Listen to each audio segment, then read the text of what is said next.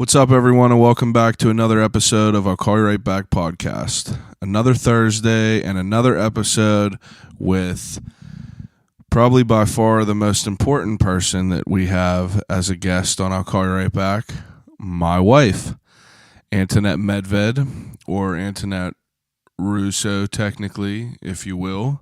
But a lot of people have been asking me why I haven't had any females on my podcast yet.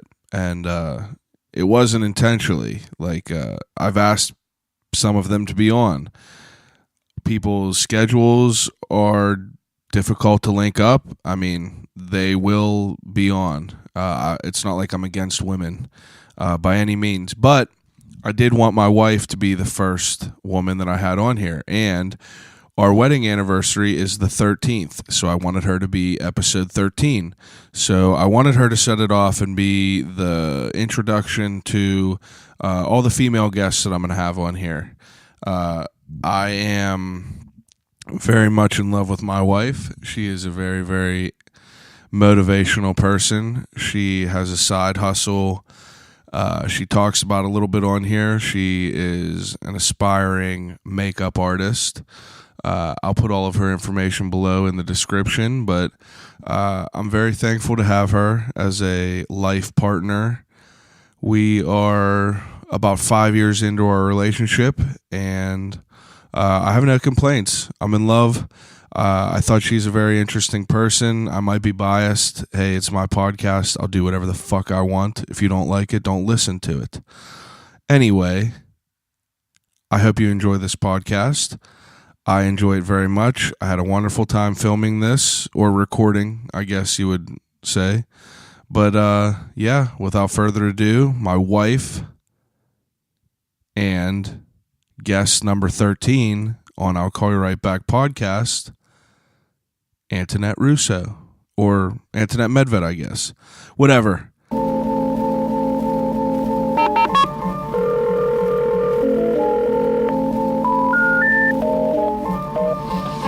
Telephone. Hello?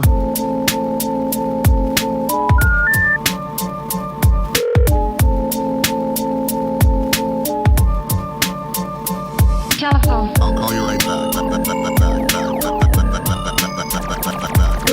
Call you right back. Telephone. I'll Call You Right Back podcast.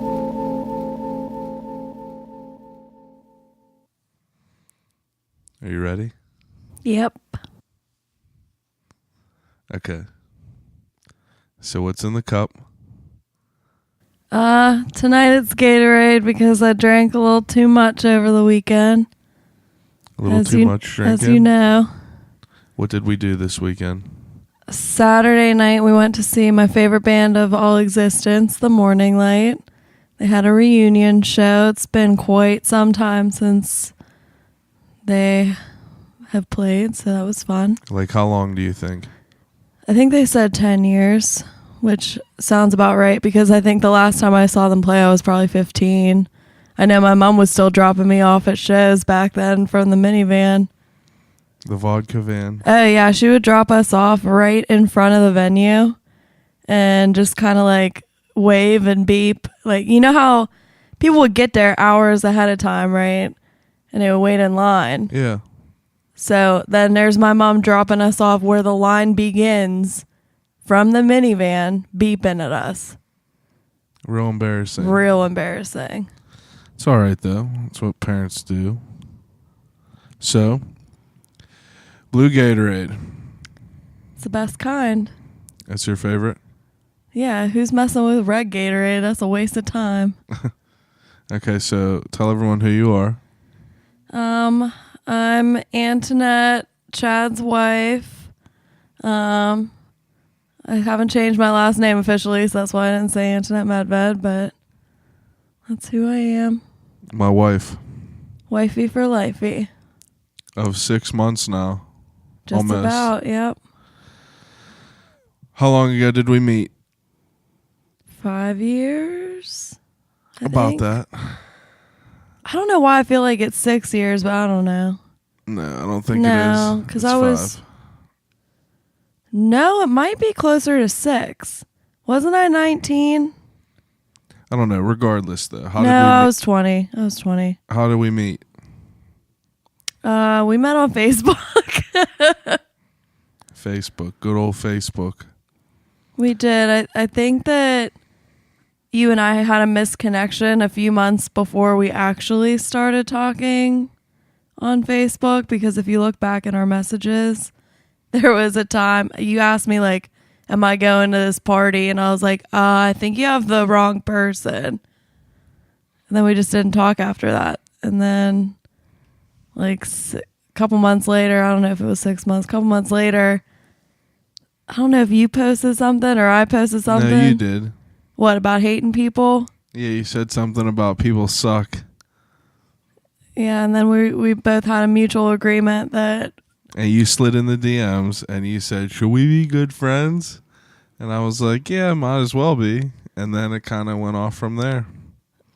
Yeah, then you were like, oh, I'm at a party and here's my phone number because I don't have good reception. And 5 years ago, that was like a believable thing. Like now that's not believable at all. Yeah, that was a way to get girls' phone numbers. You got a lot of phone numbers that way? No, I had no game. Anyway, you're my wife. Been so for 6 months. We've been together for about like almost, like 5 years. Mm-hmm. Is marriage everything you ever wanted it to be? Oh, it's everything. Is that sarcastic? No, it's not sarcastic. I feel like not a lot has changed. I think it's because we lived together for Right. almost 3 years beforehand. Right. And I feel that is a valuable thing in people's lives. I think anybody who thinks that they could potentially spend the rest of their life with somebody should live with them first. Absolutely, because it's a completely different world. I feel like you think that, but for me it wasn't that big of a change. It's because the women don't change. The guys have to adapt. Absolutely you do.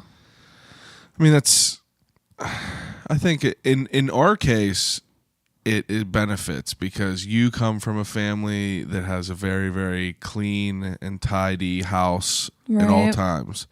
Your mother is like a cleaning person, which everything has to be done right, which isn't bad. I'm not saying that it's Right. bad, but it's like... I mean, she's definitely a little bit nuts with it. Yeah. And like... But it could be way worse. Like you could be just throwing shit everywhere and leaving... Like you do. No, Yeah, come on now. yeah. All right, no. So I come from a different household. We had things, but like we were collectors. Like Collectors is a nice way of saying hoarders. My family is a group of collectors. We just have things that we find that we like, and we just get them. Oh, and like we never pass up a deal. You know. Oh, I know your mom don't pass up a deal anywhere we go. She ain't never passing pass it up a deal. If there's a deal, you know, Big Rick is my father, and Victoria is my mother. They are. I feel like Rick isn't as bad as your mom is with collecting. No, he acquires nice things at a bargain. He's a barterer, Right. But I don't know. I would say your typical Yinzer type family. Yeah, You know? I think my parents are too in a way. Yeah, your dad is a hardworking manual labor type. Right. I mean, he's always been like a working man his whole life. Yeah. Because you said your grandfather owned a landscaping business. It was excavating. Excavating, that's Mhm. it. Yeah, excavating. And your mother and father. So, what does your mom do? My mom she's had many jobs over the years, but right now she's what's the word for it? Administrative assistant. Yeah. But she's always been super hardworking. She came from a family of steel workers. Yeah. So So like both sides of your family have always been like hardworking people. right, and your family too, absolutely. Yeah. Your parents. And I think that our parents' generation was like, I mean, anyone from there beforehand, that was kind of the normal. It's like your Right. parents worked hard and they just, I mean, they busted their ass so we could live better. Right. And I think that's a big reason that like you and I get along so well, because we did come from families like that, and that's the way we are. Yeah. Too. I Like mean, we're never skipping a beat. yeah, because like I have had a job since I was probably like, I mean, I don't know. My dad always had his own like construction company. Yeah. So I was always working with him, and like I've always been working. Like my family was definitely like my parents did well. So like it's not like we ever struggled for anything, but my Right. mother, like, she adapted us to live in the means. Like we didn't live like all lavish. Like my father never bought a brand new car ever. He is a value shopper. He finds Right. the best deal, the best bang for your buck. And like my mother, she lives very, very moderately as well. Like she has a certain few She things. really does, and for the incredible job that she's had for a very long time, she lives very modestly. Yeah, like she's worked she's busted her ass to work and advance into a company, and like, I mean, she's a successful woman, and I mean, we could have grown up way differently with a different lifestyle, Right, just like but having she didn't new want to cars. spoil you because she wanted you to be hardworking. So like too. that was good. Me and my brother are both like, we've always had jobs. Like ever since we were young, we've always made our own money, and I mean, like they've always taken care of us, but like we were never afraid to work hard. And you as well have always been working. Oh yeah, since I was 15, I had a job, What was your first job? a pizza shop. And what did you do? It was at Franco's Pizza on Unity Center Road in Plumboro. I was basically a fry cook, like SpongeBob. Yeah. Yeah, I made the hoagies, and actually they wouldn't let me touch the fryers too much or make pizza. And I think it was because of like the ovens and stuff, but. And because you were 15? And I was 15. I think I could only work a few hours a week legally or whatever. Now, you wanted to get a job yourself? Oh, yeah. I always did. I just wanted to make my own money. And then after that job, I didn't work again until, I think I worked at Franco's until I was 16. Then I took a year off, and then I went and I started working on the turnpike. My mother pushed so hard for me to work on the turnpike for the longest time because it was so close to my house. Yeah, like, so explain that. Like, like, whenever you say you worked on the turnpike, what did you do? So I didn't like work at a toll booth, although I should have because they made way better money than I did. But I worked at the Oakmont Travel Plaza rest stop, and I worked at Starbucks. And I kind of won the lottery essentially whenever I got the job there, because it was between me and this other girl, Dana. You know Dana? Yes. Yeah. Whenever we both got hired at the same time, and one of us had to go to Burger King, and I was like, I ain't.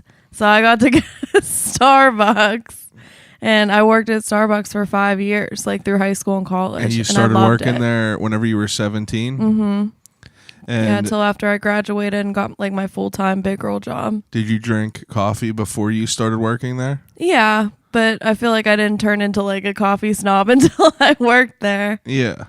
So, It changed my whole outlook on coffee. well, what made you want to work there? Was it just a convenient location and like Yeah. kind of lined up well, or did you like know you wanted to like work with like that type of job?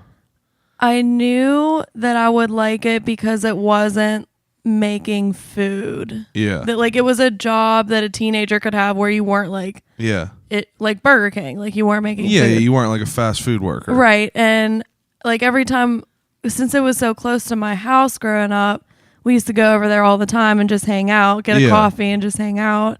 If you're from Plumboro or Monroeville, everybody knows that it's like the secret Starbucks. Because it was like you could get there when you're not on the turnpike. Yeah. Like it was pretty accessible.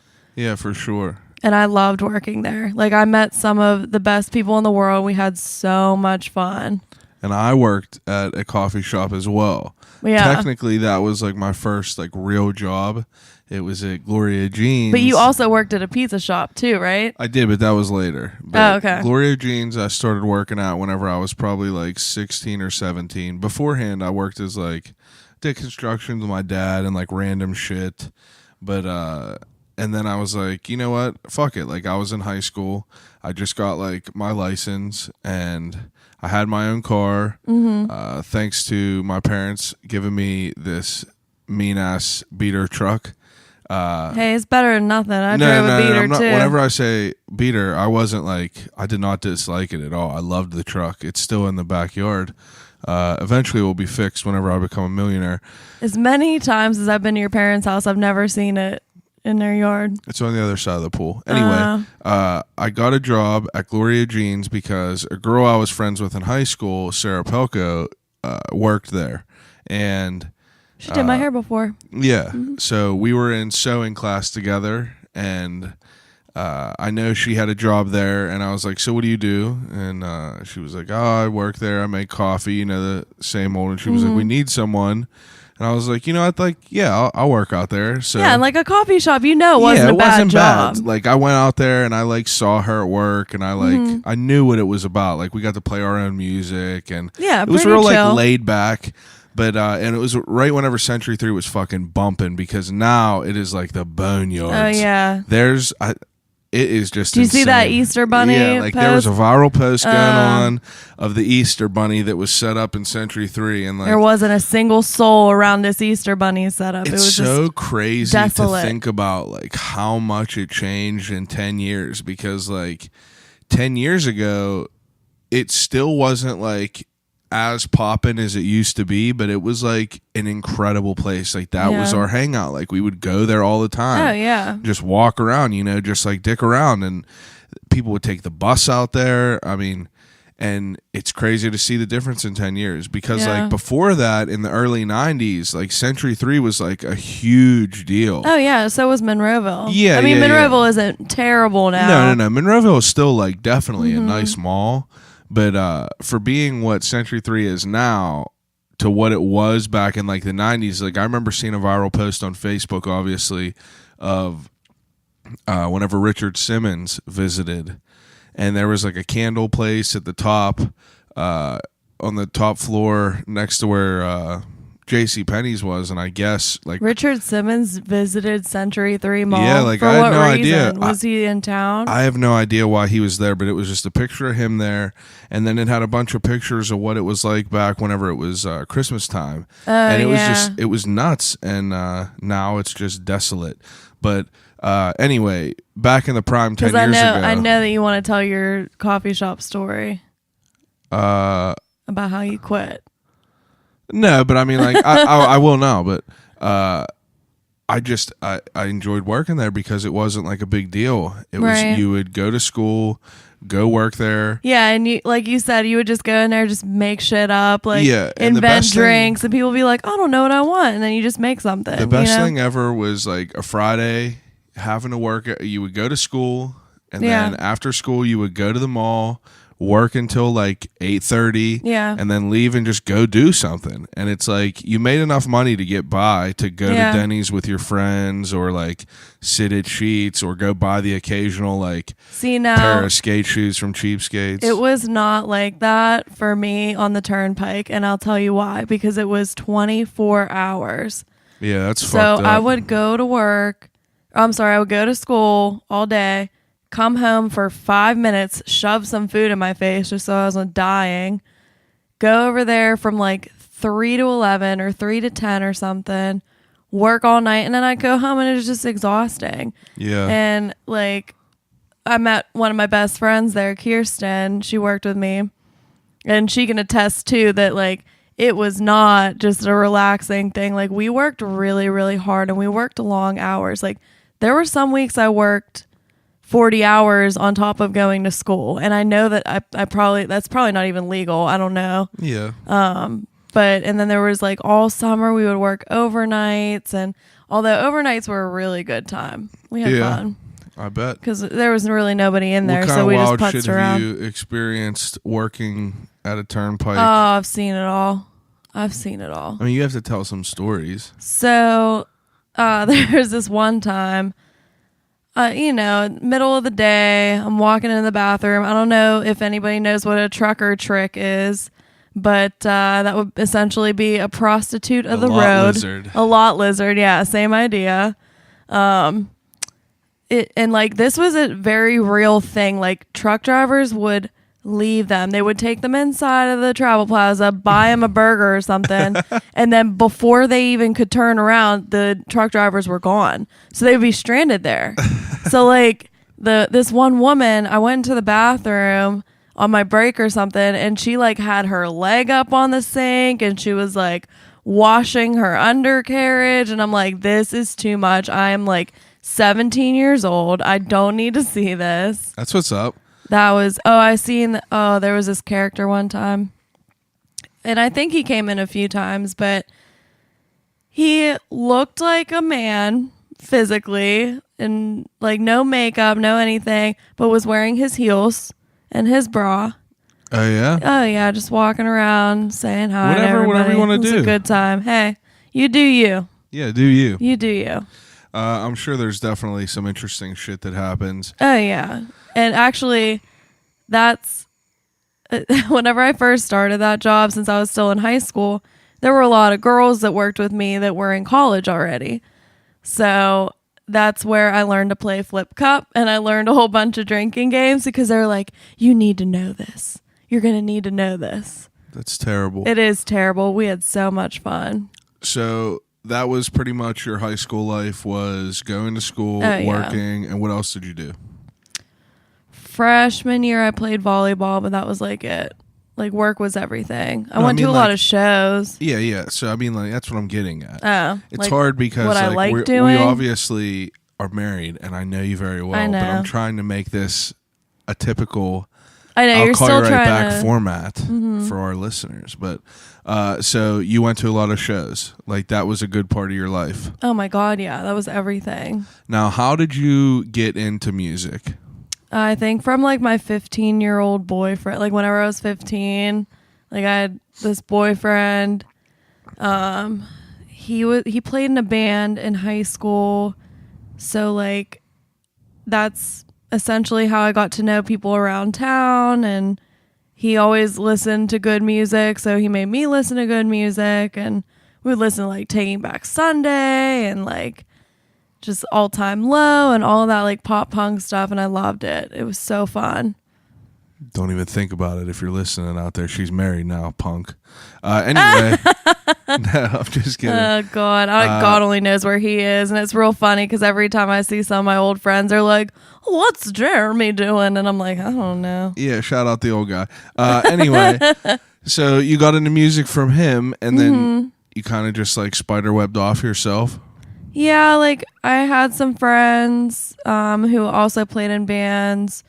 And what kind of stuff did you listen to back then? Like, what was like your first, like, the first shit that like you loved?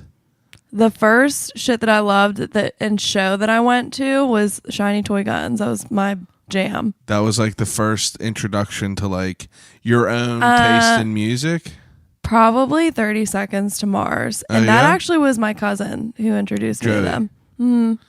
Yeah, because like he is more of like...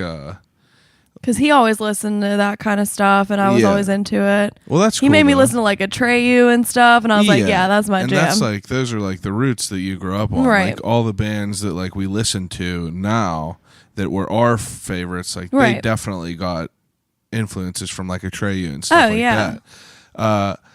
Now, you said the first band that like you really loved was 30 Seconds to Mars. Loved them. Still making music, and Jared Leto is definitely like probably one of the most talented people. Yeah, he's definitely a lunatic too. Yeah, kind of a nutcase, but I mean like Kanye West says, name one genius that ain't crazy. Yeah. But he's definitely crazy. I do enjoy 30 Seconds to Mars. I only saw them one time. It was at Club Zoo. Yeah, I mean, we were supposed to go see them last August, but we just didn't want to. Oh, dude, it sucks being old now. So I called Ticketmaster and I told them that I got a flat tire, and they gave you your money back. Yeah. Hey, sometimes you know that meme that you see online where people are like, it's a picture of someone crying and it says, "Whenever you make plans with your friends, but whenever that day rolls around and you'd rather die." Yeah, like, but you know that happens to me a lot. Especially during the week. Like, yeah, if it's on a weekend, it's not a big deal. But like during the week, I mean, like. We're all getting older. We have to be real about this real quick. I'm going to break it down. We're all getting older, and like we have every intention of being of being available and wanting to go to these events and do these things, but like realistically we just don't know what the fuck is going to happen. We're adults. It's like shit happens. You feel like shit sometimes, like, you know what I mean? You just don't feel like doing sometimes. I know. It's like you got to go to fucking work every day. Maybe you had a bad day. Sometimes shit happens. I know. Also, I have a problem where I feel like I need to drink at those kind of events, and I definitely can't go to work the next day if I'm doing that. Yeah, and Antonette is not that good of an alcoholic. But anyway, so back to music. You went to shows. Like, where was like your home base as far as shows? Like, what was like the home venue? Diesel was a big one. Yeah, but because back then, are you talking about like around town? Like, I know, for instance, Club Octane in Charleroi was like a huge thing for you guys. Yeah, like around where you lived. Yeah, like, is that like you, like, where did you go to shows back then? There were a lot in Apollo at this little like coffee shop. Like it was essentially like a house What that was they it turned called? into a coffee. I think I remember what it is. Yeah, you've probably been there. It's I think not it was the a Cactus Lounge or something, No, right? Maple Tree Cafe. Yeah, that's it. Yeah. You were there? Heard. Yeah, no, yeah. I don't think I was ever there, but I definitely know about that place. Okay, I don't think they do anything there anymore, but Yeah. like that was a big one Back around whenever us. Brian and all them were in the band, like Yeah. that. I remember. I think people I saw played Brian shows. there before. Probably. Now that was a big place. Like you said, Octane was like a very, very huge place for anyone in like the music scene. And I remember like not getting to go there a lot because it was so far away from me. Yeah, and that's I obviously grew like up in why I Plumboro, didn't, yeah. that's obviously why I didn't go to like the Rainforest Cafe or whatever the fuck it's called. Maple Tree, all the way out in Apollo. That was closer to me. Yeah, so like that was far, but like Octane was just, for people who don't know what that is, it was in Charleroi and it was basically just like 2 rooms. And it was one room that was medium sized, and then to the right there was an open doorway, and you go in, and that was like the showroom that was bigger, and it had a stage in there, and that place was just a fucking mess. It was just, you know what else was? The Irish Center. Yeah, but Octane was definitely worse. So Octane, like, it was basically just a room that they did get some pretty big like names. Relatively, They like, did. I mean, which I guess used to surprise me. I guess big names for like our taste, because like that scene of music. So did the Chess Arena. Yeah, but Chesswood. what I'm getting at is like Octane was just like this little room, but they booked like big name bands Oh, it was for a hole like in the that wall. genre. Like Life Ruiner was there, and like I just remember those bands in that genre of music were like the big deal. Oh yeah. So it was always wild to see like that was more like on the edge of like screamo. Yeah, and that all was like a stuff. metal type. Yeah. But as far as like Chess Arena, they had like They had a Mayday bunch of Parade. pop punk shows, yeah. Like pop punk was a big deal. That was like part of like my roots. I as remember well. like paying $15 to go to these shows, or $10 or something, and you would see literally 5 of your favorite bands in one place.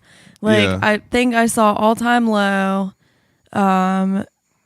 What's that one? Cobra Starship, Mayday Parade, like all at one show. at Yeah, the I'm Chess pretty sure I Arena. was there, and it's pretty weird because like as me and you have talked. I'm pretty we sure have that you and I. definitely have been at shows before, because like we were both kind of in that scene. Like I was in the music scene, and not because like I was in a band or anything, because like You were all my friends best with all friends like them. we're in a pretty like. And I'm pretty I sure mean- I dated like every single one of them at one point. Yeah, that's great. Awesome, thanks. But Shout I out married Ryan. the best one. Yeah. You know, I would have never met you without you dating them. So whatever Probably. happens, that's awesome. Yeah. So the music scene was definitely like a. I mean, that's the only reason we're together, I guess. But Oh, I probably wouldn't like you if you didn't like the same music that I did. We had our first kiss to a Mayday Parade song in the car. no big deal. Yeah, So what did you dress like in high school? like an idiot. Yeah. Like, Actually, high school was the beginning of high school was bad, and then like give us a taste. just a lot of black, a lot of 30 Seconds to Mars hoodies and T-shirts that Even had like whenever it red was like blood 80 splatter. degrees out. No, I wasn't like that. That's good. I wasn't that bad, I guess. I definitely wore a lot of black eyeliner that didn't look good. Like you can definitely make black eyeliner look good, but this shit did not look good at all. It was like smeared everywhere. It looked like garbage. I was very, very pale on purpose. I wanted to be pale. I would wear like SPF 45 all summer long because I had to maintain that like. So you wore suntan lotion because you wanted to stay pale. Yeah, and I colored my hair black. So you looked like a vampire. Kinda. I wish there was even like proof to show you because like MySpace doesn't really like, exist. I've been with her for 5 years now, and I have not seen these. Like, I wish that I can get a hold of her MySpace because, like, I don't know. We talk about it on this podcast all the time. Like, MySpace was like such a fucking influential staple to everything because, like, whether it was relationships or music or anything, like that was our version of networking back in the day. Like regardless, it really was because like you met people even if you never met them physically, you knew them. Oh, you knew them. And we were just talking about this. Like it's so weird to think about like how you would meet random people through MySpace or AIM or something, because obviously you would meet someone through MySpace, get their buddy or get their screen name, and then start talking to them or messaging them. And it's like you would meet these people who you didn't even know, but you would make yourself so vulnerable and you would open up to them. And it was like... And that was back then whenever like, don't meet people on the internet. Yeah. You know, like now it's just a normal thing. Like our parents had no idea what we were doing. Like, oh no! Just talking to random ass, like you had no idea who it was. It was so questionable what I was doing in high school. Like I should not have been doing any of it. Oh, that's great. My wife, no big deal. I would have definitely not had you on my top 8. You would have probably been. No. If we would have met in high school, we would have probably hated each other. Because you played football and like that just would not have flown with me. I wasn't a jock though. Like I wasn't a jock at all.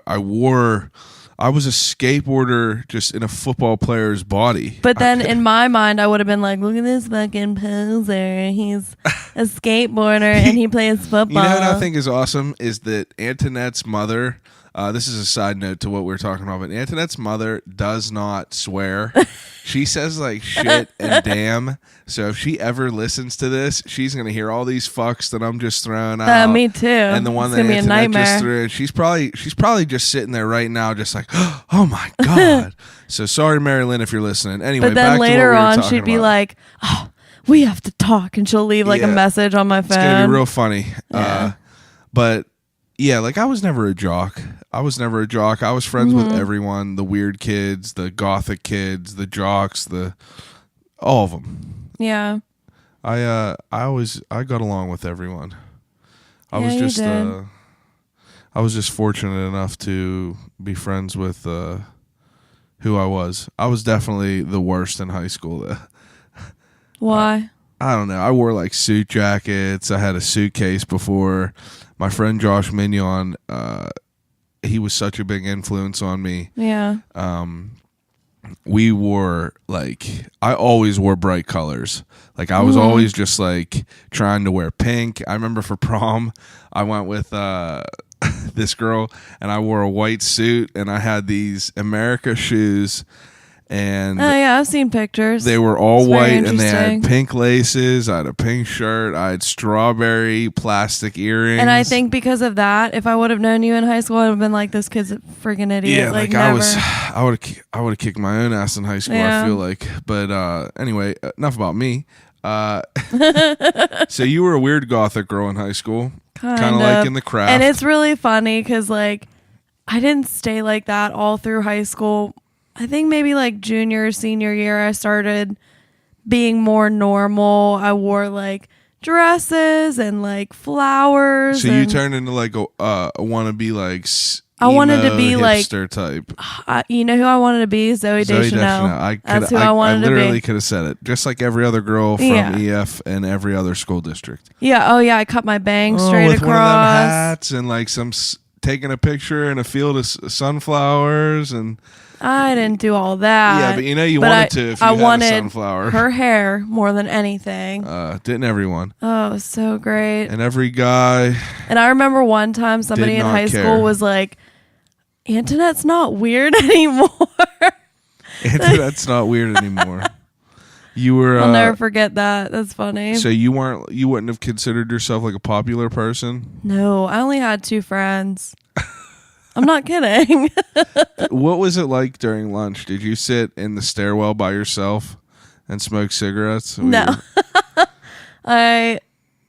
If I was lucky enough, I think like the first couple years of high school, they kind of like everybody had different classes, but like freshman year, you were with the same people all day. Yeah. Because that's just how it fell. I don't really know because nobody really had different classes. I don't know if we talked year. about this. You went to Plum, right? Yeah. So I said right, like I don't know. I know. So freshman year, everybody was like different classes, but you were with the same people all day. So like I was with my 2 friends all day long, and like we had the same gym class, and we just putzed around and just got ourselves at. Oh my god, we would get in so much trouble in gym class because we wouldn't want to do anything. Yeah, you were the people that walked around the track. Yeah, and then my gym teacher, who was also my aunt's gym teacher in high school, because that's Plum for you.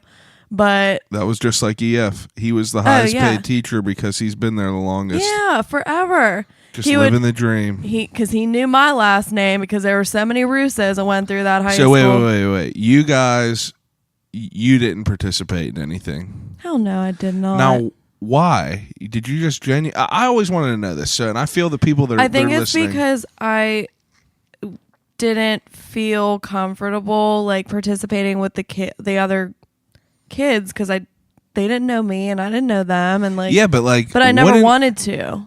Yeah, so I think that's what it boils down to. You never wanted to because some people were like, "Fuck these kids! I'm trying to beat them in fucking badminton or whatever you're playing." But those kids were very involved in high school. You know what I mean? Like I was not. See, like I was never the kid that was diving for a softball in gym class. Like I was never the gym class hero. But like I always thought it was fun to go in there and be like, "Fuck yeah, we're playing badminton." Like whatever, Yeah. I'm gonna try to do good. But I always wondered what it was like. I tried in junior high, not in high school though.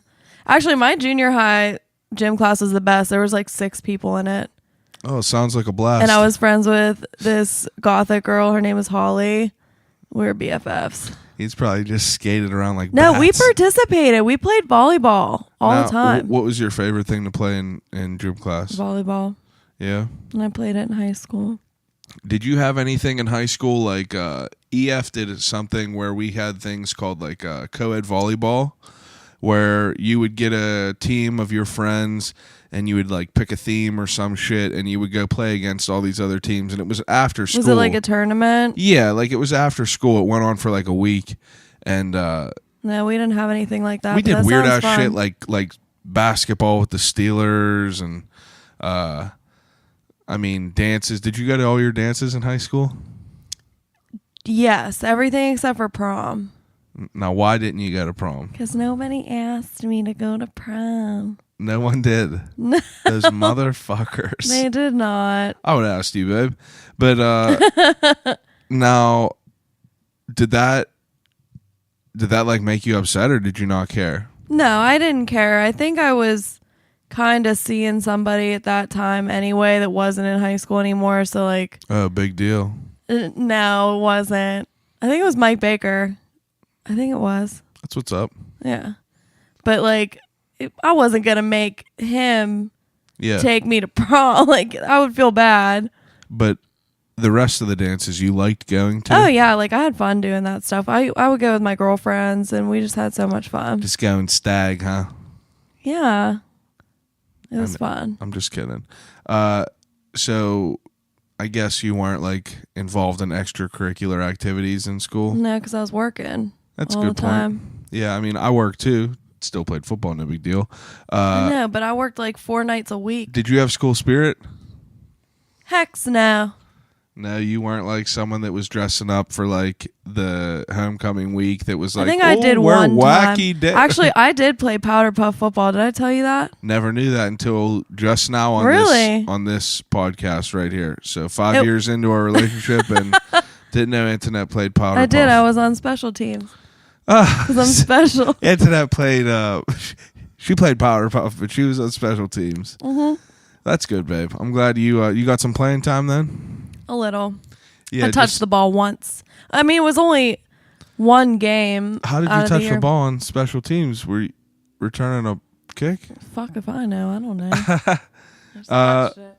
Speaking of that, so getting more into so you, after high school and everything, you went to which school?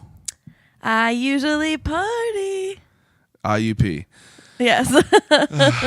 So, what made you want to go there?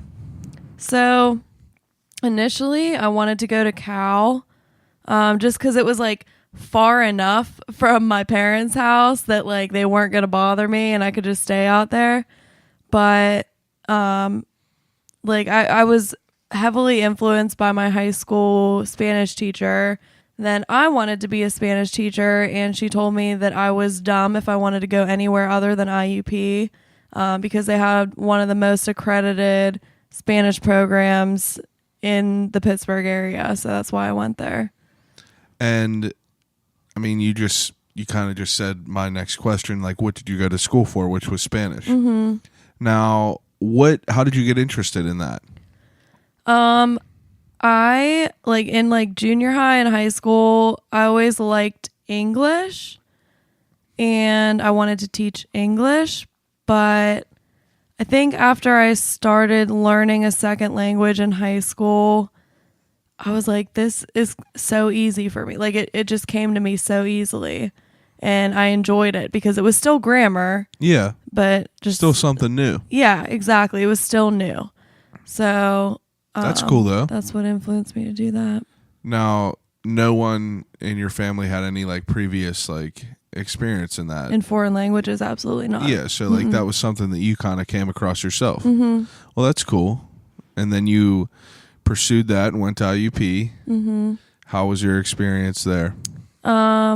I probably had too much fun at IUP. Too much fun at IUP. I loved college. Like I hated high school more than anything, and like college was my opportunity to kind of start new. Clean slate. Didn't know anybody from Be Adam. your own person. And they're like IUP, it's not that far from Plum, so like a lot of people that I went to high school went there, but so big I didn't have That's to how talk Cal to them. U was for us. We had so many. I mean, IUP too. There were so many people that went there.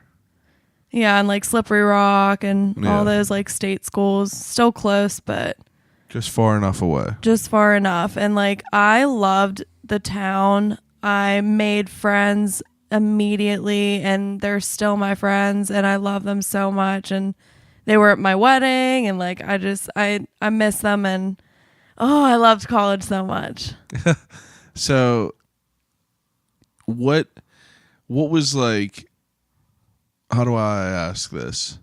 Like, what was your experience? You went to school, you did all that, but So, like, what else did you do? Like freshman year, whenever they force you to live in the dorms, is when I made my first friends, and like it just like fell into place. Like we should have been friends all this time. Like Holly and Brittany, but we all like the same music, like All Time Low and all that pop punk stuff, and it just saw them walking around in the hallway, and I was like, you guys look like we should be friends.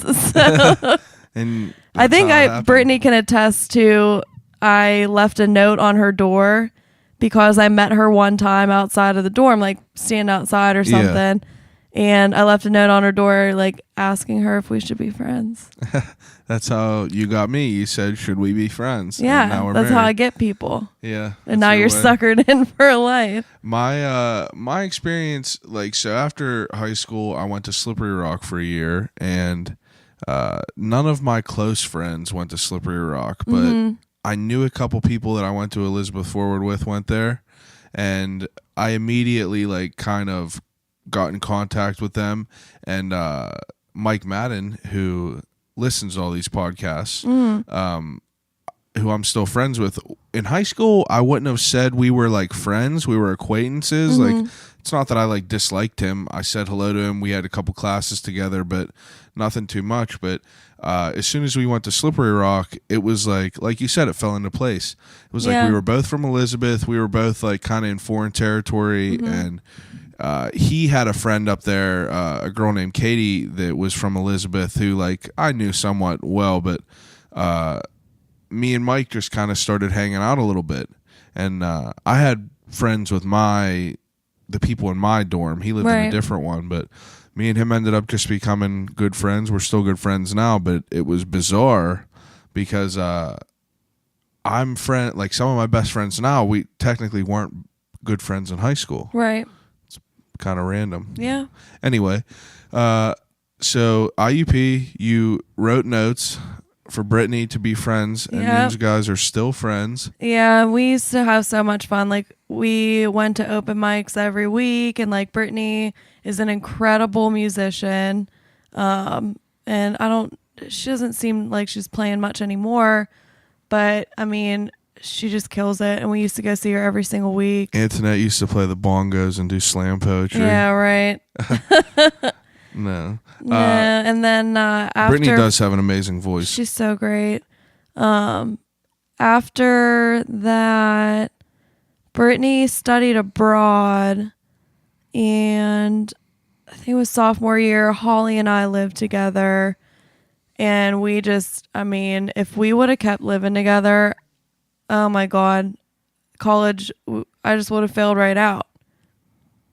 We were having too much fun. You would have failed out, huh? Yeah, we had a bunch of different friends, and like we had people over all the time. I'm sure my mom doesn't want to hear any of this either, but we drank like every day. Like, we made Tequila Tuesday. Like, it was terrible. Oh, that's good. We had so much fun. We drank Hurricane 40s. I know you know what those are. Hurricane 40s. We drank those by the case. I'm not kidding.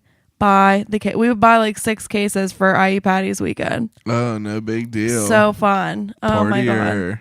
We had so much fun. You're such a party girl. We invented this party thing. We called it Fancy Party, where everybody had to dress up.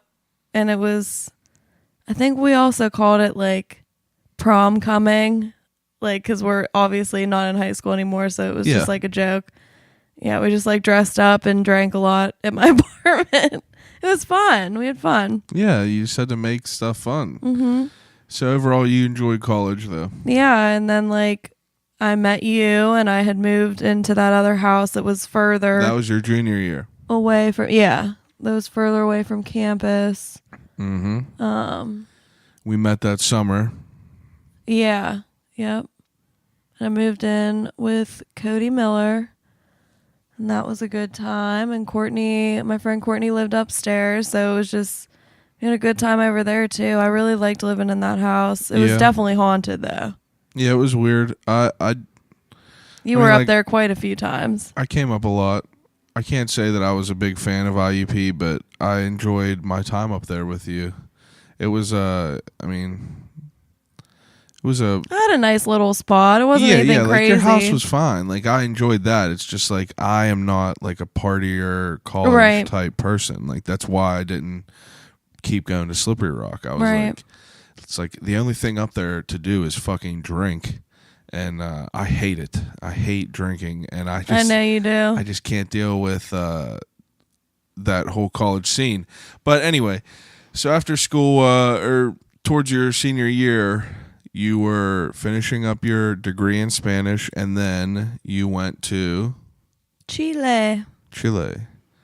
Talk a little bit about that. So I studied abroad in Chile for 6 weeks, I think. And that doesn't seem like a lot of time, but I feel like I learned so much from it. As soon as I got off the plane, well, besides the fact that I was like heartbroken that I had to leave my fabulous husband, I got off the plane in Chile, and like we were driven to the school, and we got in the car with our host parents. And those are, if you guys listen to Dave's podcast at all, he talks about like just a family that you live with that feeds you and just gives you a roof over your head while you're studying abroad. But I stayed with them, and as soon as I got in the car, they're just like in Spanish, and I was not prepared for it. And they're asking me, and the first thing I noticed was like everywhere are stray dogs and cats, and it just like broke my heart. Like, how many do you like think? Hundreds. Because Really? there's absolutely no animal control. And all that was different the very kinds. first thing that I noticed. All different kinds. Like, and they all look terrible, sickly, like mutts, all different kinds of dogs. heartbreaking.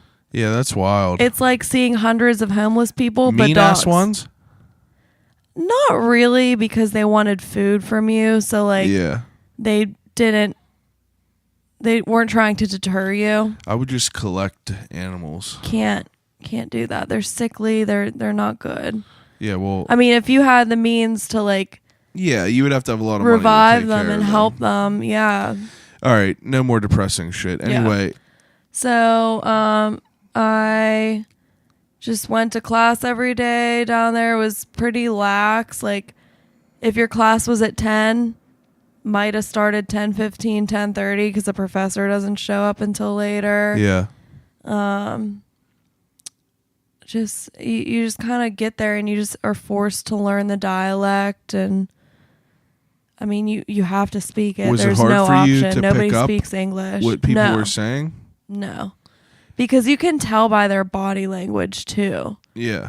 Like they definitely had their own certain dialect, and they made fun of me a lot because they said my accent sounded like I was speaking Spanish in Italian. Yeah. Because I was like, "Blah, la, la, la, la, la," and they were like, no, that's not how you're supposed to talk. Why don't you just speak Spanish instead of saying blah, blah, blah?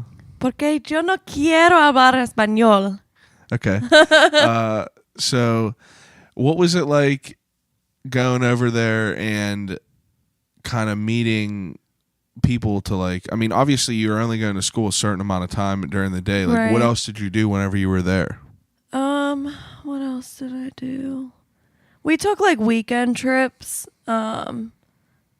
Like I met this one girl who was in my program, and she was from Miami, but her family, I don't know if her family was Chilean or how this worked. Oh. So she knew a family who lived in Santiago, which is the capital of Chile, which was only an hour from where I stayed. I stayed on coastal. It was a city called Valparaiso. Yeah. So she knew a family because the one lady, the mother / grandmother of the family, she went to school with this girl's mom or something. I don't know. But we stayed with them a couple weekends. They had this gorgeous farmhouse like 2 hours south of Santiago. And we stayed out there a couple weekends and we just had a blast. Like a lot of the family and like the mom had a daughter who was like around our age. So we just like drank pisco, which you know what pisco is now, but not a lot of people do. It's like a white grape liquor. You drink that with Coke and you drink a piscola. And that's like what we did. That was it. I pet a chinchilla. They had a chinchilla. They That's just kept awesome. them. Yeah, super cool. A chinchilla. Yeah. Because you're allowed to have, I don't think you're allowed to have those in Pennsylvania. I don't know. I'm not really familiar with the chinchilla laws. So I remember you telling me that their food was like a big deal Incredible. over there. So, like my host mom, she would make like a big giant breakfast. Explain their meals. Like, Okay. like that's what I found what was interesting. You said like for dinner they don't like eat that much. No, so like in the morning you eat a big breakfast, and like big meaning to us would probably be like a lunch size. Yeah. Like what was a typical meal for breakfast? Typical breakfast was like a fried egg, kind of like an omelet, but there was no cheese or fillings. It was just like a fried egg in the shape of like a circle or the pan or whatever it was. Yeah. And then you would have toast, and like my host mom mashed up an avocado. That's what's I'd up. eat that. Cotto toast? Cotto toast, game changer. If you don't eat cotto toast, you should. She would cut up a whole tomato, and I would eat a whole tomato with the avocado toast. Sometimes a yogurt too. This was That's all cool. breakfast. Yeah, like yeah, all yeah. of that was breakfast. What then- was the common thing to drink over there? Like for breakfast? Like I'm about my liquids. Is it like tea. coffee and water?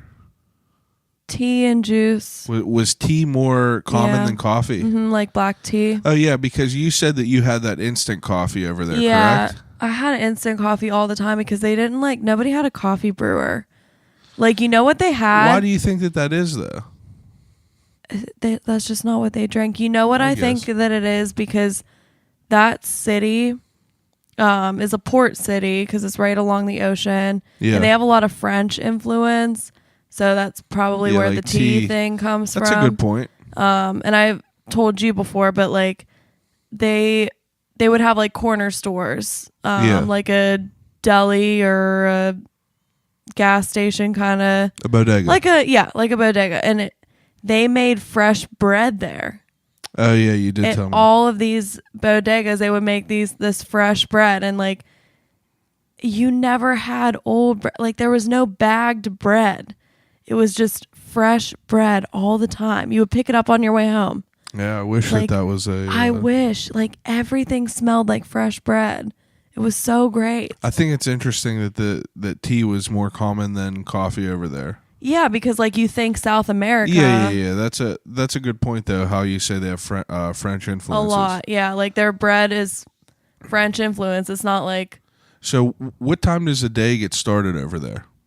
Is it the same schedule pretty much over here? A little bit later than here. Like, you would be eating breakfast at 7. Oh, okay. And you might like go to class for 8:30 or 9. Bad, then. No.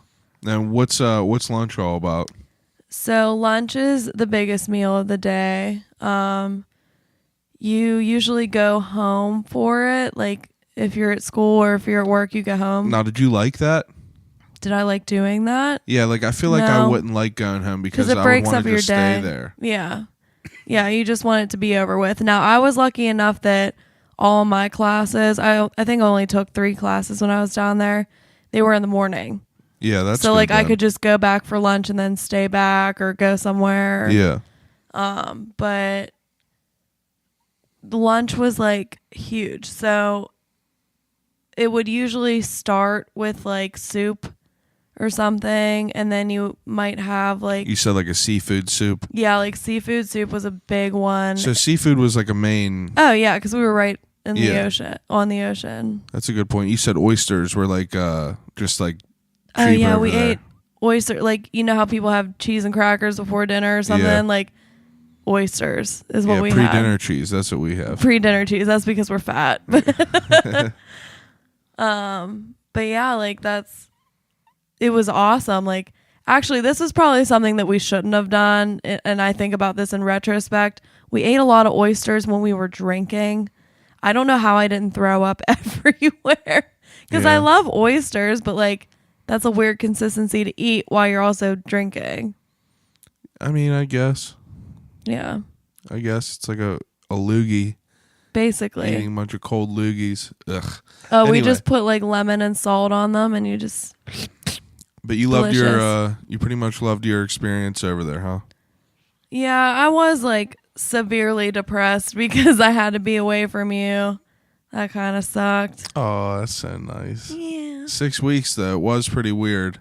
It was hard enough because we were only seeing each other once a week. Yeah. Or once every 2 weeks. And like we were younger. I mean, like not younger, but like 23, 24 is like a volatile that's a volatile age in a relationship. Yeah, like I was people don't want to... I was 20 or 21. Yeah, like I'm saying that on my point of view. Like people don't want to like kind of, I don't know, I guess settle down. Like I was never someone that was trying to like find a bunch of girls. Like I just kind of wanted to like find a good person and stick with them. That's so kind. Yeah, I'm so kind. I'm just too ugly to get all the other girls. Shut up. Anyway, so you come back from Chile. We get along with our lives. You go back to working at Starbucks back and forth a little bit until you find a job. And then, I mean, pretty much after that, we moved in. Yeah. Yeah, I was very fortunate to get a job at PNC Bank, is where I work now. Because soon after I got that job, then we moved in together. Yeah. because like we both obviously wanted to leave. Like I was still living at home. Yeah, it was time. Yeah, like I definitely wanted to move out, but my parents were like, I had pretty much my own apartment upstairs. Like I had the whole third floor. Nobody bothered I had the you. whole second floor of my house, and yeah, no one bothered me. My parents are super cool. Like anyone who knows my parents know that they're just like awesome people. Yeah. And they're very, very like, they're very logical. They're like, you could live here as long as you want. Like we're not like forcing out, like save money, do the right things, and like, I mean, just anything you need. So and my mom had the same mindset, but like I think she knew that after I already lived away from home for that long that I wasn't going to come back. No. I understand that. Yeah. And it's like, I mean, I enjoyed. But I think I did work another summer before we moved in together. Yeah, you did. I think, yeah. I did enjoy. I mean, I enjoyed living at home. I do miss living at home because, like, I miss like. First of all, I miss my dogs. I know. I miss my dogs very, very much. I obviously miss my parents I miss because, your dogs like, too. it's like even though like your parents like. I think it's a common misconception that people think that like younger people like us think their parents of like somewhat of a nuisance. And even though that might be true sometimes, like realistically, it's not about your parents being a nuisance. It's just like you're getting older and you're like living at home for so long, I feel, that you're ready to like break out. And like, I don't know, now that I'm like, we're about to be living out on our own for like 3 years. Yeah, like going on to 4 years. It's like, I feel that it's like, I don't even know how to explain it. I know, it's like a boomerang effect. Like all you want to do is get out. And like now that you're out a few years. Yeah, like I want to go home and see my parents. Yeah, like, you start to realize how valuable like family your time is. with them is. Like me just coming home and like seeing my dad and like talking to him about our days. Like just posted something on Facebook that like literally made me cry. It said something about, I hope that my daughters still come through the door without knocking and like I mean, raid think the about fridge that, and sit on the couch and watch TV. I know it's like really emotional. It is because like our parents like have us forever. It's like like I was there for 25 years living with them. Right. And for me to just like kind of be gone, you know what I mean? And I mean gone because we live so far from our parents now. Yeah, like an hour away is like we were saying before, it's just far enough where it's like it's not just like an easy trip, you know, like 20 minutes here, 20 minutes there. Like an hour we're on is the somewhat, other side of the city from both. Yeah, it's the other side of the city. You got to deal with traffic. It kind of delays things, but like excuse me. But being away from parents and everything, it's like you want to go back. Like I want to go hang out with my mom. Like I still call my parents every day after work. Not every day, almost. But I really try to keep a connection with them because it's like you have to, right? I mean, like they want and like they want it just as much as like we want it. Like they want to be involved. Like my mom, the only reason she has social media networks now is to keep up with my life and my brother's life. And that's kind of sad. Yeah, it's sad. Like, and I was like, because the first thing I thought of whenever I looked at my Snapchat and it said, so my dog's name is Buddy, okay? And it had something in like Buddy in the name. And I was like, oh, that's my mother. And I texted, I was like, what are you following me for on Snapchat? You don't need to be seeing what I'm doing on there. And what she said about broke my heart. She was like, I just want to see what's going on. Aww. I just want to like see what's going on in your life. And like that like really made me think like, you know what, like our parents do so much shit for us. And it's like, it's insane the stuff that they like now that we're all being an adults and like we all have like real jobs and we really know what it's like to like provide for. I mean, whenever I say family, I only have one person. I don't even have kids to provide for right now.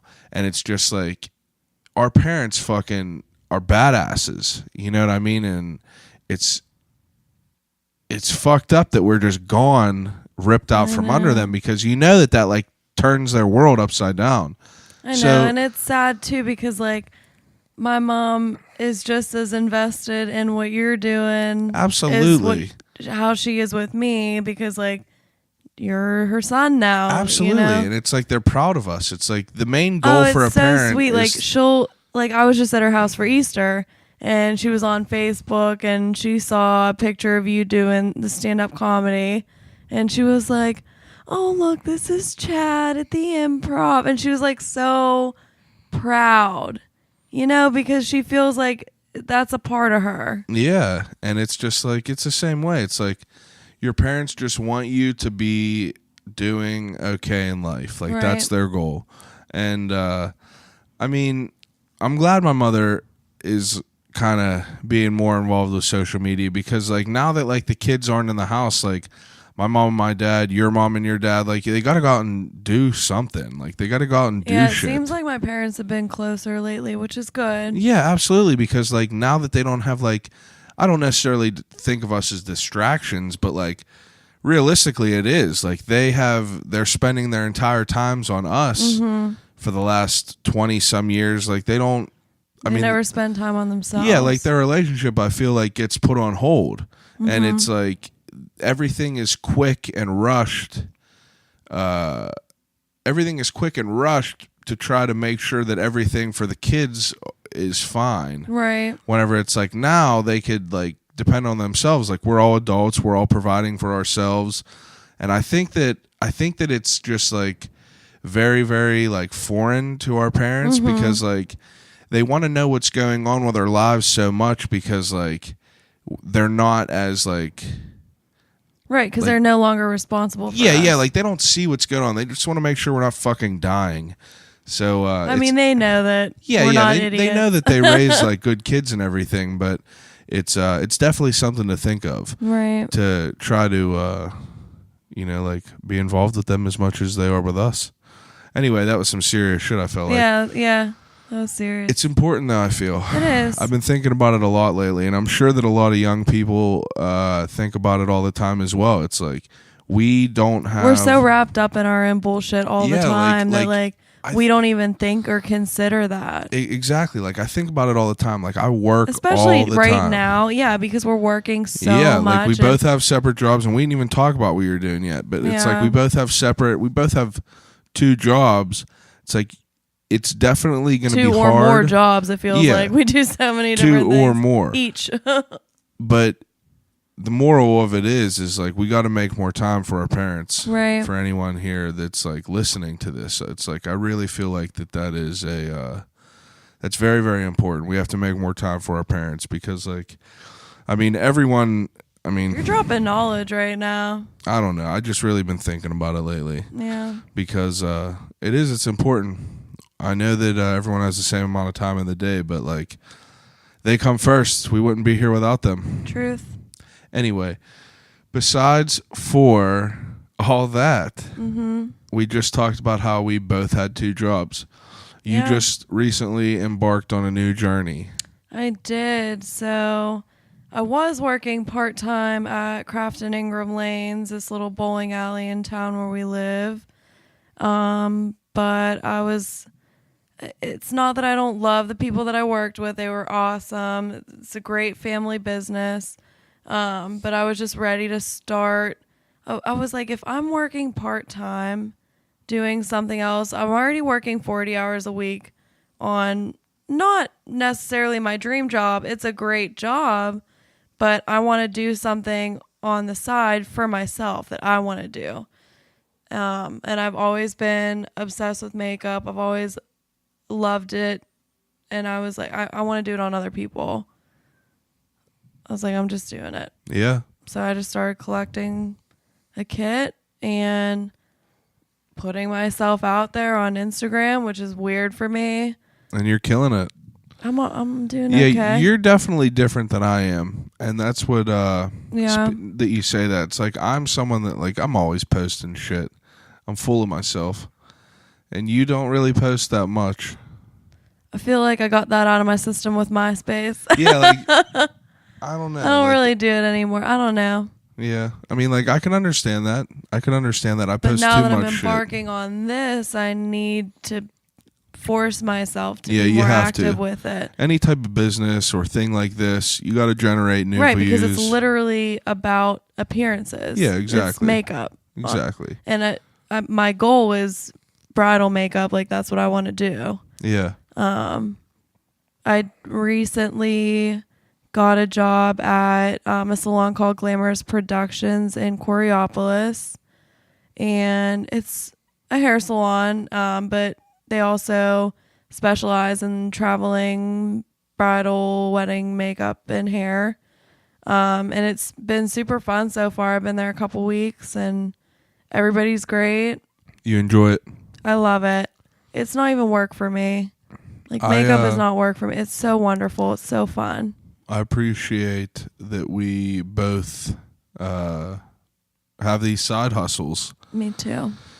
It's like we're young, we're married now. I feel that until we got married, it kind of like put a hold on things just because, like, I don't know, a wedding is Everything a big was fucking about deal. the wedding. Everything. Yeah, like a wedding is it's a lot of money. Thankfully, like, our parents helped us out with some of that shit. And it's just a big deal to have to deal with. And can't really concentrate on everything because, like, half your attention's on that, half your attention's on work, half your attention's on life. That's 3 halves. So that's more than you could even more imagine. Than a whole. Yeah, more than a whole. More than you could even deal with. Yeah. But, yeah. What did you and think? while we were doing that, we both had 2 jobs at the time. Yeah, we were both like, just killing it at work 2 times, just trying so we to make could it save happen. Money. I feel that our wedding went better than I could have ever hoped. It went wonderful. So we got married at a place called the Hayloft, and it's in Rockwood, PA, up by Seven Springs. It's more of like a rustic barn. Like there's a barn that we had our reception in. And it's beautiful. We had our ceremony outside in a place called the Labyrinth, which is a real nice, like, outdoor venue, and it was just a beautiful place. It definitely took some time to plan it all, though. It did, but we were lucky enough to have an incredible wedding planner too that worked at the Hayloft, so she took care of so much, and I'm so grateful. And the Hayloft, to our benefit, was something that I feel was an awesome idea and an awesome thing to think about. Excuse me. They did a lot of things that were all inclusive, and by inclusive, I mean, like, they gave you the options. They worked with certain vendors. So, like, for catering, they only had one person. For photography, they gave you a bunch of options if you wanted people. They did, like, all in-house rentals. Yeah, all in-house rentals of things. They set everything up. They took everything down. Yeah, we did not lift a finger, really. I mean, other than, like, we wanted to make our own centerpieces, save some money. We wanted to do a couple things, but they seriously we couldn't have done it without better them. Than we could have ever hoped. First of all, it was a beautiful day. Like, it turned out to be perfect. It did. Perfect weather because it was a little bit overcast. It wasn't hot. We got married October 13th, 2017. So you never know what it's like for fall, especially in PA. Yeah, the first couple weeks of hot, October. It could be cold, but it was perfect for us. Nice fall day. 60s. It was so nice. Yeah, for a minute there, it was definitely 50s because whenever my mom was telling people because she's seen that there was hay bales she was telling people bring a blanket, sit on a hay bale. Ridiculous things. Of course, with any wedding, I'm sure everyone knows that you're gonna just run into some dumbass shit. Like we did this cool thing where we rented a big ass house. So all of the groomsmen and bridesmaids, we all threw together and got this huge log cabin mansion type house up there. Incredible. Just crazy big fire pits. Oh, it had the best view of the mountains up there. Yeah, like it was a good time. So we wanted to make it a big trip. We got married on a Friday, so we wanted to plan to go from Thursday, Friday, Saturday, and leave Sunday. Mm-hmm. We figured if people were going to make the trip to come in for the wedding, why not make it like a weekend thing? Right. Have like a base hangout. We'll get this nice spot. We tried to make it do with what we had. So we bought like a bunch of groceries, made a bunch of food. We had 22 people in this house, and we just hung out. It was so fun. But obviously, with anything, there's some shit that always goes wrong, especially getting married on Friday the 13th. So the night before, we're all sitting there, everyone's partying, having a good time, and then the power goes out. So with this house being up in the mountains, it's ran on well water. Right. Well water is ran by pumps. Right. With the power going out, there's no pumps to use the water, so we had no water, we had no electricity, and this happened probably around like 11:45 at night. Yeah. So I was like, Jesus The night Christ. before the wedding. Night before the wedding, where it's all the everyone way in had the to back get of the ready woods. at the house, all the way in this like crazy back-ass road. So there was really no figuring out what to do. No figuring out. I'm sitting there all night calling the people that own the house. No one's answering because it's 1 a.m. already. And I'm sitting there with my buddy Tom, and we're sitting outside. Shout out to Tom for calming us down the night before our wedding. Shout out to Tom. So we're sitting outside, and I'm just sitting out there. And it turns out, before I even went outside, it started storming like a motherfucker. Was it really? You don't remember that? It was insane out. Because I kept saying, "Oh yeah, this is like a horror movie." I knew I was it like, "All the blowing power's wind out. A lot. Oh, we're here for a wedding. All the power's out. It's storming. The wind's Bunch going." of like 20-year-olds in a house in the woods. Yeah, it We're was gonna get just killed tonight. Yeah, it was just a weird thing. So me and Tom ran outside because we were trying to charge our phones in the car. And as I'm sitting there, I'm like, Tom, I'm fucked. Antonette's going to be freaking out because tomorrow people got to get their hair done. We got girls getting ready. People we can't got shit people or coming piss. here. Yeah, like nobody people, can shower. Yeah, no one could go to the bathroom. And he was like, dude, don't even worry about it. You're going to look back on this. You're going to be like, everything's going to fix itself. And this is just going to be a story to tell. I know, and at that point we were just so physically exhausted from trying to get ready for this. Yeah. That for that shit to happen at the last minute, I was like, insane. Well, now so what? 5 minutes after Tom left and after we had that conversation, we were sitting there, power came back on, everything went well, and I was like, holy shit. So it did turn out to be just an awesome story. The next day, everyone woke up, we got ready, everything went well. Got there. Ceremony went well. It was all a fucking blur. Just like everyone always says it is. To me, it wasn't that much of a blur. I don't know. It was definitely a blur. It's like you have so much shit going on. I tried to hang on to every moment that I could. Yeah. Like we had our buddy Justin Criado. He flew in from Colorado and he did like this awesome ceremony. It was great. That he put together, and it was like we wanted to have a wedding that was different, but also that was us. Right. It's like we're not formal people. We're very casual. Yeah, we're very casual. It's not like it's not that we didn't think I thought about it was very reflective of us. Absolutely. And it's not like we didn't want to do a traditional wedding and getting married in a church for a certain reason. It's just like that's really not us. Right. You know what I mean? And it's like that was brought up by some of our family about like that was a concern that like you know what I think mean? it helped that Justin bought that priest collar, so my mom felt a little more at ease. Yeah. I'm still not sure if she knows that he's not a priest. Yeah. But he's definitely not Antonette's mom is a practicing Catholic. Right. And as soon as we told her that we're not getting married in like, a church, she was very concerned. And especially by a, I don't know, 240-pound tattooed biker-looking guy with a long beard. We weren't really sure how she was going to react to it. Yeah, Justin suggested that I come down the aisle on the back of his bike. Yeah. I was like, oh yeah, my mom will love that. Yeah, that would have been great. But other than that, it seriously went so perfect. I had no complaints whatsoever. No. Everything went very, very well. The only thing in hindsight that I wish I would have knew ahead of time is the cake order. Oh my God. For anyone that's getting married, I feel that I wanted to do this. Don't even get a cake. I wanted to do this episode because like so many of our friends are getting engaged and kind of going over a wedding. So like me and Antonette, like, I don't know, we went through our wedding, we planned it ourselves and shit.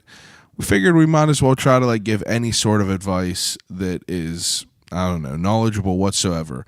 And the only thing that I know is that we fucking ordered way too much wedding cake. And no one eats it. You know why? If you're a shitty drunk, are you going to eat a piece of cake? Probably not. Probably not. You're going to go to the cheese tray.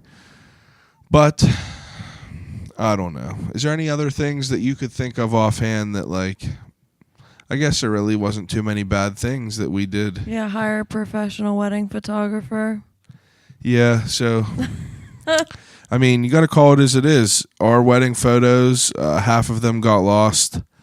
Our photographer, I don't know what happened, but half of our wedding photos got lost. Luckily, the second shooter that was there, his photos were still able to be recovered. So we got that half, but the other half were just lost, and that's something we recently just found out, and it is a super, super hard hit. Luckily, our good friend Dan Freed with Isley's Creative filmed a awesome wedding video, and I mean, we got the memories. It sucks that we don't have a lot of the photos, but yeah, like all of the group photos we've. I know, and it's such a sore subject. I'm sure it is for everyone, but I don't know. This is something that you can't, like, no one could predict this to happen. So, you know what you do? You hire someone. I mean, you get what you pay for. And I'm not saying that we didn't get good shit, but a very, very unfortunate event happened. Things should have been backed up. But, like, it ain't a big deal. We got half of it. Regardless, I appreciate the work from all them guys. And, yeah, it's just like those are small things that could happen. There's things that could go wrong. During your wedding day, shit is just going to go how it's going to go. You can't have control over every single thing as much as you want. I really think that regardless of what anyone tells anyone, people are just going to have to go through it themselves. They're not going to listen to anyone else because we didn't listen to anyone else.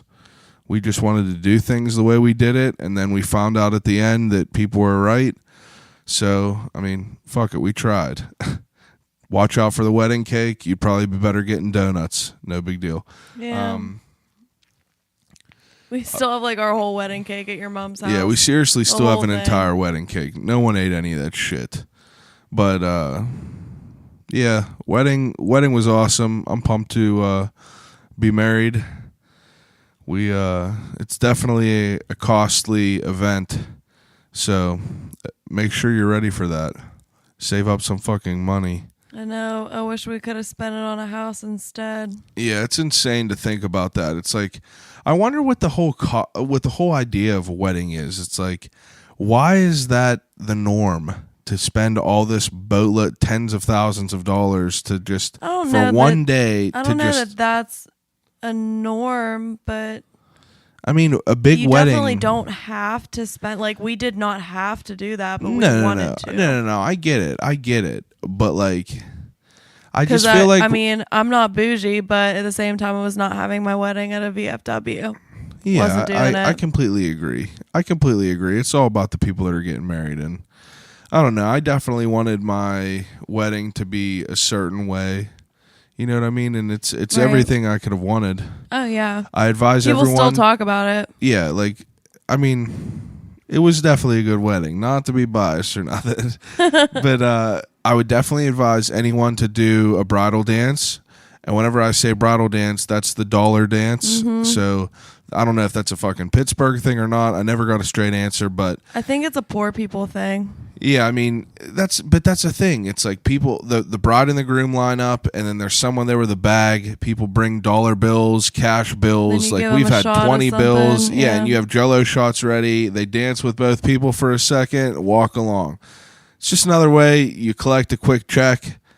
And I mean, as fucked up as that is, you got to be real about it. It's like, but what? Like, around here, and like people that we know, and that's like a normal thing for us. It is a normal thing. I mean, if we I've been to no weddings where they didn't do right, that. Exactly. You know what I mean? To make that, like I to put said, that it's a poor people thing. We're poor people.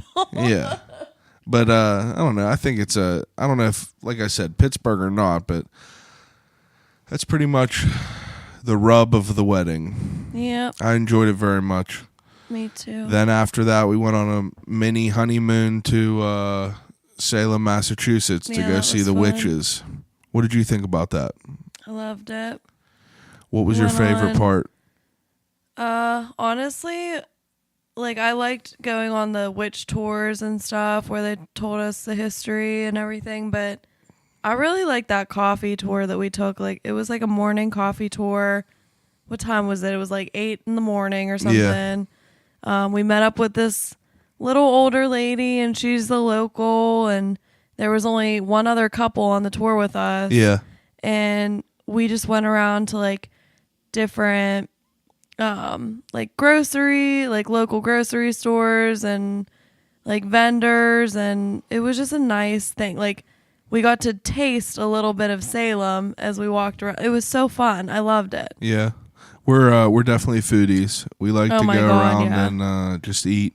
It's a problem. But we went out there, and I don't know, me and Antonette both are big horror movie fans, and like we love Halloween. So I surprised her by getting a trip out there. I figured, like, we had planned that we weren't going to go on anything big because, like, we didn't have a lot of vacation saved up. But I figured, fuck it, we'll go out there for October, and it was an awesome experience. We both went out there. We got matching tattoos at Salem Inc. Shout out Salem Inc. Not really matching, but they both have a 13 in it. We got married on the 13th, but now Antonette wants another. First tattoo. Now we both want more tattoos. Yeah, and we're going to Colorado in a couple weeks, so I'm trying to get another one. Yeah, so we'll probably go and get another tattoo out there. What's your overall, like, what does being married mean to you? It means partnership. I think that's a very good way to say it. That's what I would say. It is. It's a partnership. Like, it's 50-50, everything. And I mean, if one person is not pulling their weight, I feel like it's not a partnership. Like you have to have trust, and you have to, I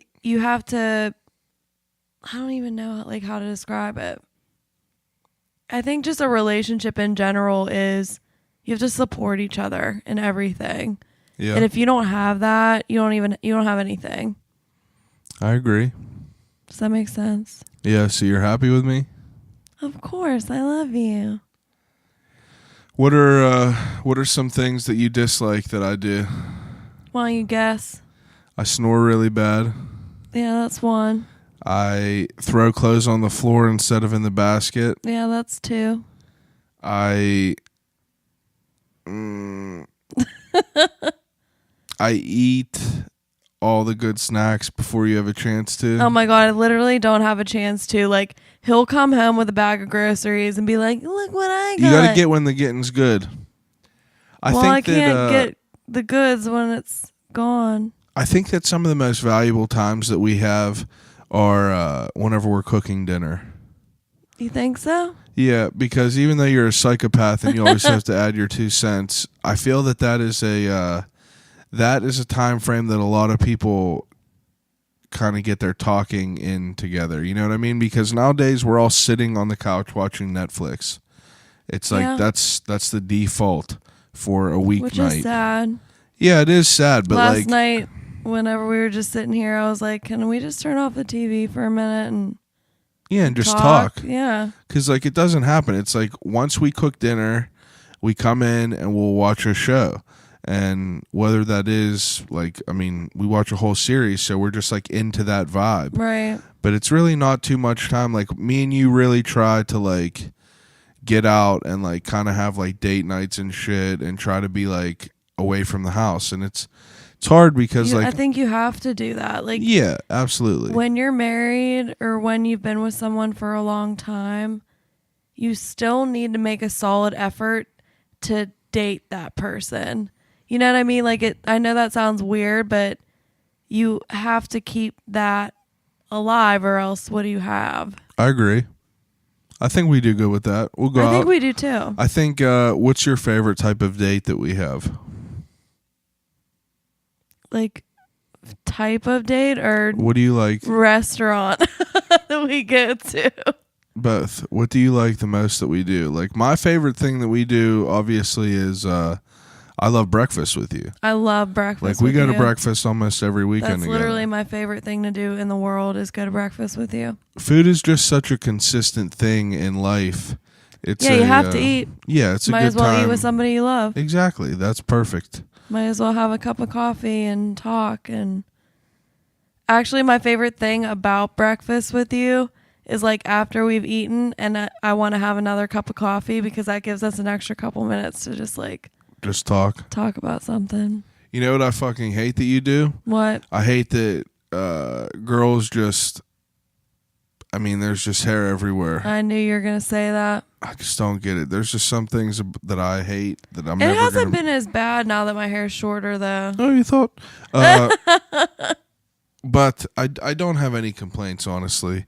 I'm very thankful That's not that you're... true. No, I'm serious. I'm very thankful that you're a clean person. I'm very thankful that you're rubbing off on me and like trying to make me a You're more of a- exponentially better than you were. Yeah. Oh my God, when you lived at home. I genuinely enjoy our life. Like, I love it.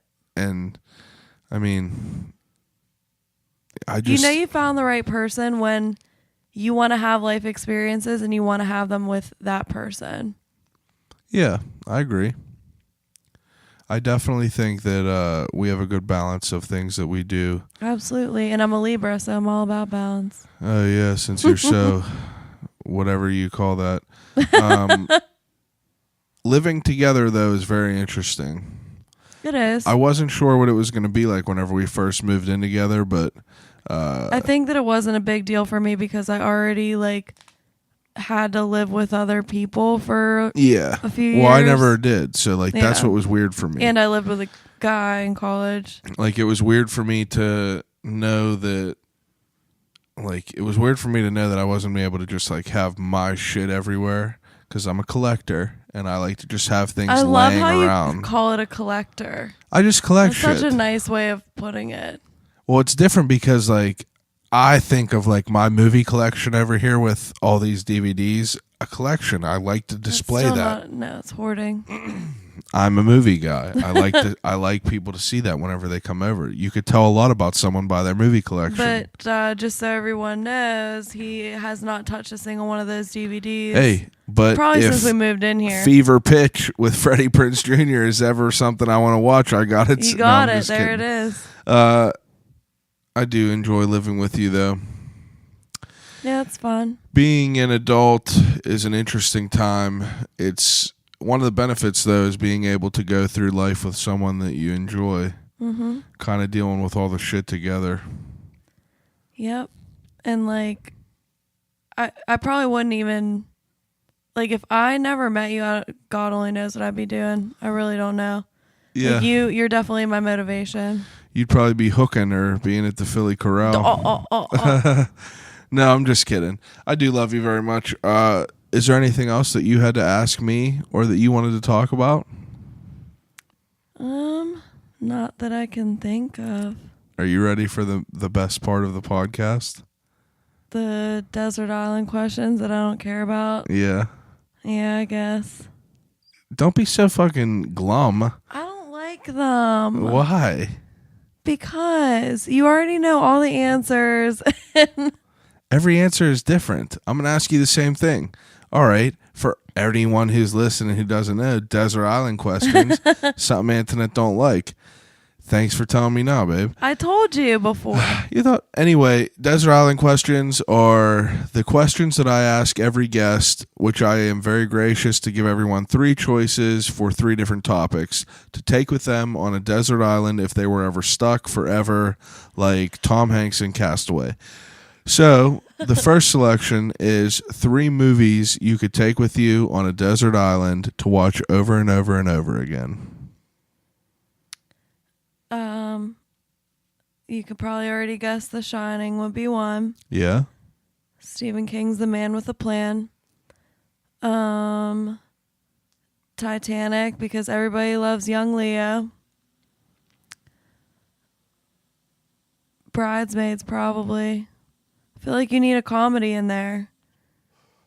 I agree. You can't just be serious, scared, and not like you need a I comedy agree. You have in to have there. a good balance of everything. Yeah. Those are good. And you know, Those are good. Bridesmaids is like one of the best movies ever made. Bridesmaids is very good. The Shining is good, and Titanic is also incredible.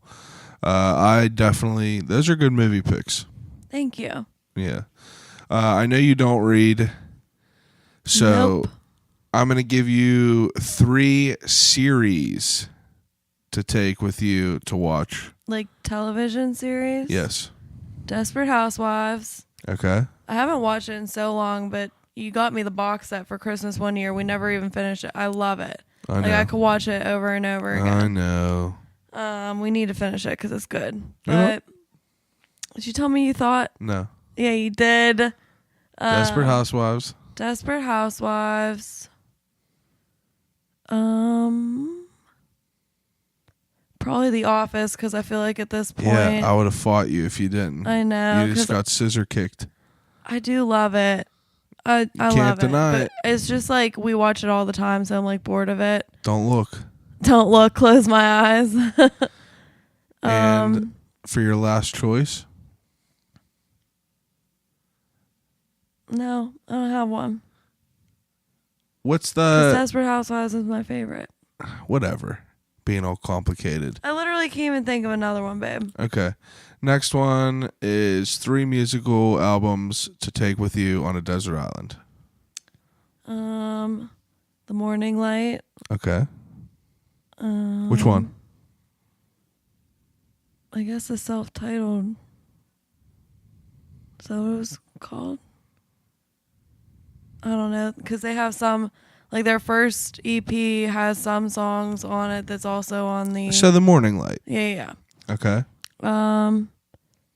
Lady Gaga. But which album is the question? Because I used to not love Joanne, but now I love Joanne. But probably Art pop. Art pop. Born This Way is so good too, though. That's your favorite. Those I'm Lady saying Gaga. I'm saying Born This Way You love her. because that's like the go-to. Lady Gaga's my whole life. Okay. So you I'd rather have- take an extra Lady Gaga album on the desert island than another TV series. Okay, I'll allow it. Is that fair? Yeah. Art pop Okay. and Born This Way? Art pop and Born This Way. Okay, I'll allow it. So All right. Wouldn't that be it, right? now you got one more. I got one more. Mayday Parade, A Lesson in Romantics. There you go. You know that's a good one. That's That's the a- best one. That is a good one. What would be yours? Has anybody asked you this question? Nope.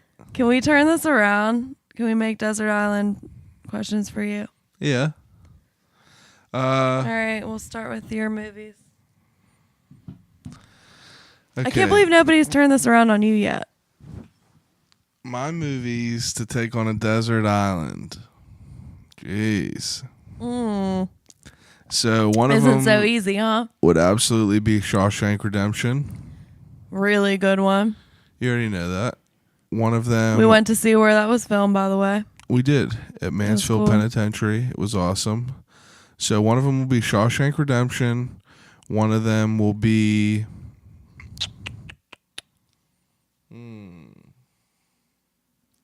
Oh, he's looking at his collection. He can see his whole collection from here. Oh, it ain't Man. so easy. It's really not an easy. It's not. I think one of them would have to be.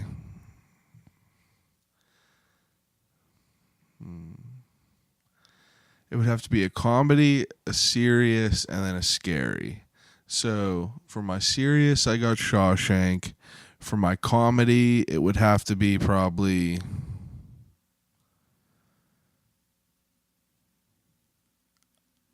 An old Adam Sandler movie, probably The Wedding Singer. Oh, it's gold. Yeah, it would have to probably be The Wedding Singer.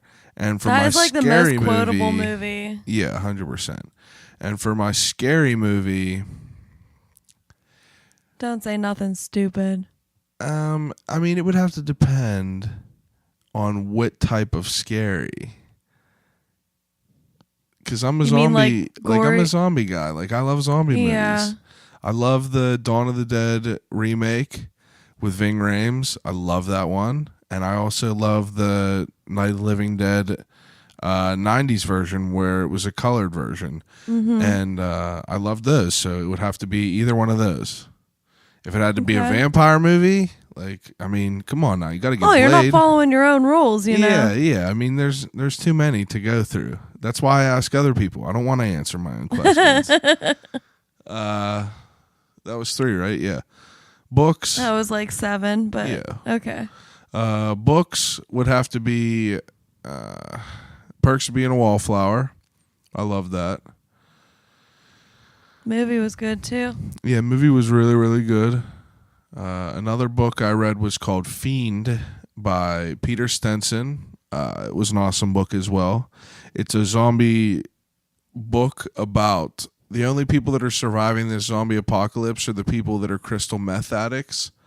There's something in the crystal meth that it's allowing them to not die from this virus or turn to zombies. So it's pretty cool, the outlook on it, because it's like crackheads pretty much trying to find drugs while a zombie apocalypse is going on. I don't know, super interesting. Anyway, and besides for that one, I think